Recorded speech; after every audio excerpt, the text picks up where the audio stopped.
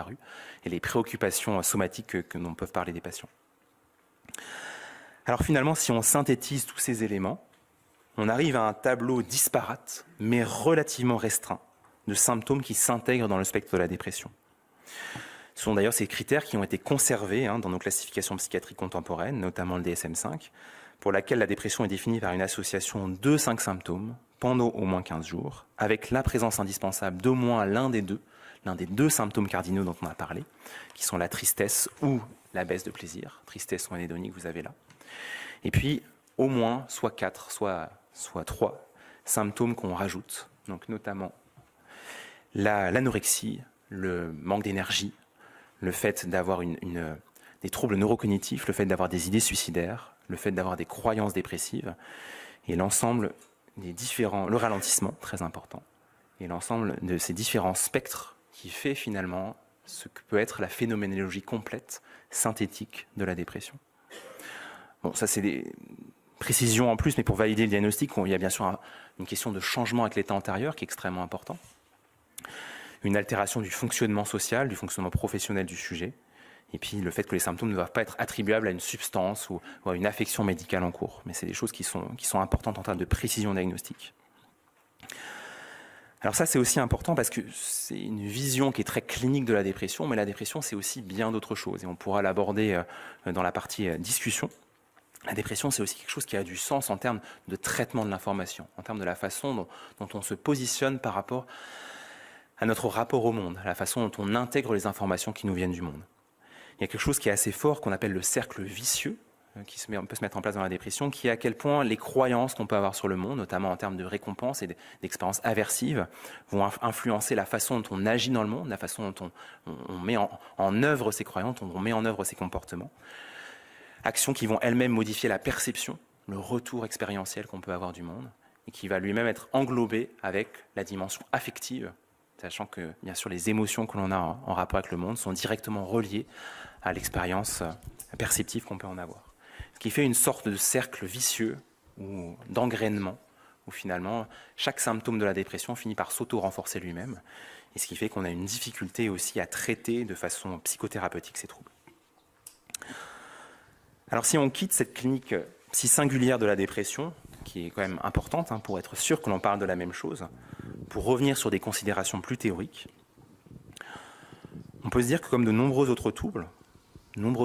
médicaux et psychiatriques, mais plus encore que pour la majorité d'entre eux, la dépression se trouve au carrefour de causes qui sont biologiques, qui sont psychologiques et qui sont sociétales,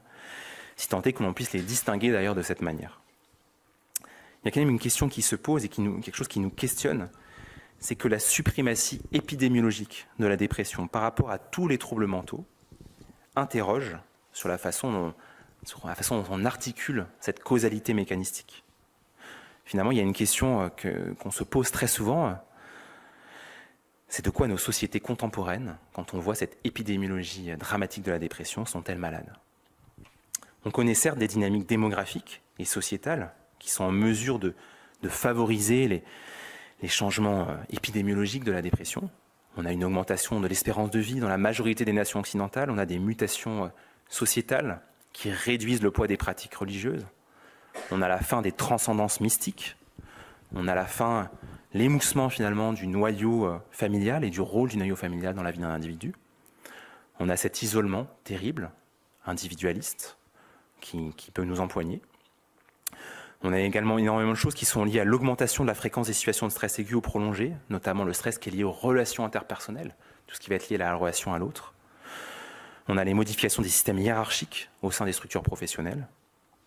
On peut citer également toutes les causes qui sont souvent oubliées, dont on parle moins, notamment quand on prend une dimension sociologique. L'accroissement de la prévalence des maladies cardiovasculaires, des maladies respiratoires, des maladies endocriniennes ou des maladies inflammatoires qui créent finalement les conditions biologiques pour l'installation d'une dépression. Finalement, si on prend ce cadre très large, les troubles dépressifs, comme de nombreuses autres affections, constitueraient presque le tribut que nous payons collectivement et individuellement pour notre longévité. Mais on peut aussi voir, et c'est ce que certains suggèrent, que d'autres forces mettent en tension la condition humaine contemporaine. Certains soulignent d'ailleurs le lien entre cette épidémie mondiale de la dépression et les mutations de l'individualité depuis la fin du XXe siècle. Ce trouble psychiatrique, plus que tout autre, apparaît en effet comme le miroir inversé de l'homme accompli, l'homme socialisé, et même de l'idéal qu'on peut se faire du self-made man conquérant de la société de consommation et du plaisir. On peut citer à ce sujet le travail remarquable du sociologue Alain Ehrenberg, que vous connaissez probablement, dans La fatigue d'être soi, qui pointe de quelle manière le passage d'un cadre social qui était un cadre très disciplinaire, une structure hiérarchique, où chacun finalement avait une place qui lui avait été définie, à ce cadre social individualisé, où tout le monde est invité à être l'artisan unique de son existence, et bien finalement pourrait constituer aussi l'un des facteurs dépressiogènes de nos sociétés. Si on garde cette approche théorique, la dépression constituerait presque une forme de réponse de retrait, de mise à l'abri face aux injonctions contemporaines de l'individuation ou de l'individualisation, je ne sais pas dans quel sens on peut le prendre, entrepreneuriale et consumériste, qui se combine finalement avec une médicalisation très extrême de notre existence, et en particulier de la psychologie. Cette autonomie apparente, cette injonction à l'autonomie qui enfermerait l'individu finalement dans un entre-deux de conquête et de souffrance, en le sommant constamment d'agir tout le temps, pour préserver sa toute-puissance face au monde. C'est intéressant d'ailleurs si on prend la clinique motrice de la dépression qu'on a détaillée, notamment la transition épistémologique qu'on a proposée entre dépression comme pathologie de la tristesse à dépression comme trouble de la motricité,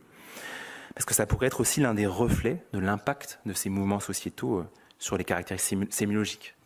qui font sens pour nous de la dépression. Notamment le passage d'une dépression romantique qui est fondée sur la conception de la tristesse à une dépression très consumériste, liée au corps, liée à la motricité, qui traduit ce manque d'énergie, ce manque de plaisir, ce manque de désir d'agir. Cette tendance consumériste, elle souligne aussi le rôle de l'expansion sociétale de l'utilisation des antidépresseurs. Rapidement, notamment après leur découverte, on sait que l'offre crée le besoin. Il y a une consommation massive de psychotropes que vous connaissez, qui a débuté au cours des années 60 et 70 et qui a pu favoriser peut-être le recours à une médicalisation extrême de la tristesse, allant jusqu'à l'invention du fameux Prozac, la fluoxétine dans les années 90, qui était considérée comme une sorte de remède miracle contre la tristesse naturelle de la condition humaine. Il y a une autre approche qui est intéressante, qui consiste à considérer aussi comment les transformations sociétales qui traversent, qui mettent en tension nos sociétés occidentales, bouleversent les rapports du sujet à sa condition humaine. Et plus largement à toutes les conceptions métaphysiques qui caractérisent sa condition humaine. Le recul de la religion, la perte du sens symbolique, la dénégation de la mort, de la sienne comme celle des autres d'ailleurs. La dépression dans cette dynamique-là serait alors provoquée par cette érosion des transcendances, finalement imposant à l'individu de forger constamment sa propre transcendance, de décider par lui-même de l'attribution du sens de sa vie, et à partir finalement des maigres armes que la société met à sa disposition, ou des maigres armes que la philosophie peut lui apporter. Le sujet se retrouve alors à opérer dans un monde instable, avec un haut niveau d'incertitude sensorielle, un haut niveau d'incertitude expérientielle, et sans aucun moyen de pallier finalement à cette inanité métaphysique qui le prend. Alors il y a une richesse qui est claire dans ces perspectives sociologiques et philosophiques, mais elles font également courir le risque d'une perte du sens de l'expérience dépressive. Et vous voyez à quel point elles sont en tension, elles sont en contradiction avec le tableau très insistant sur la douleur, sur la phénoménologie, ce que peut être la douleur dépressive que je vous ai évoqué au début. Elles font courir le risque d'une perte de l'expérience dépressive, mais aussi voire d'une vraie dénégation de ce que peut être la souffrance dépressive, qui est rejetée au prisme de ces transformations sociétales. Il y a même le risque de la conception de la dépression comme une maladie de luxe, une maladie de gens privilégiés, réservée d'ailleurs à un Occident privilégié, à ceux qui n'ont pas à subir la souffrance du corps,